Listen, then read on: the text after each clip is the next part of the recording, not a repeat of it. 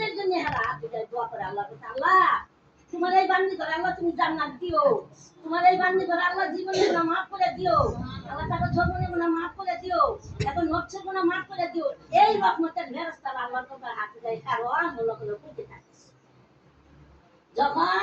আমাদের মজলিস শেষ আমরা জামুগা, তখন রহমতের ফেরেশতারা যাইয়া যখন দেখে আল্লাহ রে বাসা ঘরে রহমতের ফেরেশতা যাইছে, কই গেছিল, কোনখানে গেছে, তখন আল্লাহ তোমার বাসা ঘরের জমিনের মধ্যে মুখের বাড়ির মধ্যে এত নাম্বার বাসা, সব টার্গেট এত নাম্বার বাসা, ইমুক বাড়ি, ইমুক মালিকের বাড়ি, এই বাড়ির মধ্যে তোমার বান্দির দিনের মজলিস আয়োজন করছে। আমরা যখন দেখলাম যে তোমার হাবিবের উপর দুরূদ বর্ষণ হচ্ছে, আমরা ঠিক থাকতে পারি, আমরা এই মজলিসে অংশগ্রহণ করে পালাইছি। তখন আল্লাহ কয়, এ ফেরেশতারা আয়, তোরা তাড়াতাড়ি খাতার মধ্যে লেখ যে এই মজলিসের মধ্যে যতগুলি বান্দি ছিল, তারপরে হাসরের দিন তোরা আমারে বুঝবি না,